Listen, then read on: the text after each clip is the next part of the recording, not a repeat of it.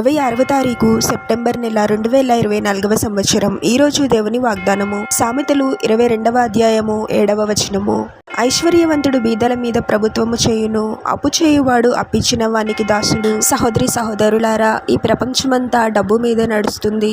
ఈ రోజుల్లో మనిషి కన్నా డబ్బుకే ఎక్కువ ప్రాముఖ్యత ఇస్తూ ఉన్నారు.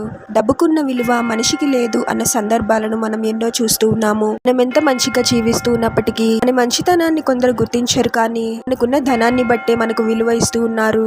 ఐశ్వర్యవంతులు వారికున్న ధనాన్ని బట్టి పేదల మీద ప్రభుత్వం చేస్తూ ఉన్నారు. దేవుని వాక్యం చెప్తుంది, అప్పు చేయువాడు అప్పిచ్చిన వానికి దాసుడు అని. అప్పు తీసుకున్న వ్యక్తిని అప్పిచ్చిన వ్యక్తి దాసుడుగానే చూస్తూ ఉన్నాడు. ధనం విషయంలో మనం చాలా జాగ్రత్తగా ఉండాలి. అవసరానికి అప్పు చేయడంలో తప్పు లేదు, కానీ లేనిపోని ఆడంబరాలకు పోయి అప్పు చేయడం వలన మానసికంగా ఎంతో బాధపడాల్సి వస్తుంది. మనం ఎంత సంపాదిస్తూ ఉన్నప్పటికీ మనం సంపాదించిన ధనమంతా దేవుని సన్నిధిలో ఉంచి ప్రార్థించాలి. ముందుగా మనకిచ్చిన ధనాన్ని బట్టి ప్రభువునకు కృతజ్ఞతాస్తుతులు చెల్లించి ఆ ధనం ద్వారా మన అవసరతలు తీరాలి అని, అప్పు చేయాల్సిన పరిస్థితి రాకూడదు అని ప్రార్థించడం నేర్చుకోవాలి.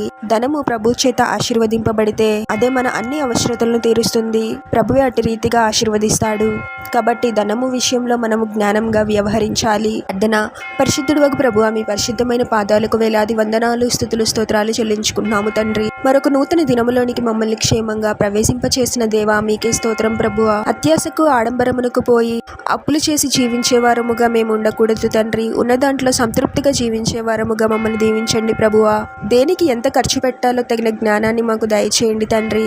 అవసరమైన ఖర్చులను చేసే వారముగా మేము ఉండకూడదు ప్రభువా. అప్పుల సమస్యతో ఎంతో మంది బాధపడుతూ ఉన్నారు తండ్రి. అద్భుతాలను, ఆశ్చర్యక్రియలను జరిగించి దేవుడవు ప్రభువా. మీరే ఒక అద్భుతమైన మార్గాన్ని తెరచి వారికి ఉన్న అప్పు సమస్యల నుండి విడిపించమని యేసు నామంలో ప్రార్థిస్తూ ఉన్నాము ప్రభువా. మీరే తగిన సమృద్ధిని దయచేయండి తండ్రి. మీరు మాకు ఇచ్చిన ధనాన్ని బట్టి మీ పట్ల కృతజ్ఞత హృదయాన్ని కలిగి ఉండి ధనం విషయంలో ఎలా వ్యవహరించాలో తగిన జ్ఞానాన్ని మాకు దయచేయమని ఈ ప్రార్థనలో ఏకీభవిస్తున్న ప్రతి ఒక్కరిని పేరు పేరున దీవించి ఆశీర్వదించి అభిషేకించమని, వారు చేసే ప్రతి పనిలో మీరే వారికి తోడుగా ఉండి వారిని అన్ని కీడుల నుండి, అపాయాల నుండి మీరే వారిని రక్షించమని ఈ మా మనవులన్నీ యేసుక్రీస్తు వారి పరిశుద్ధ నామంలో అడిగి వేడుకొనుచున్నాము తండ్రి. ఆమేన్.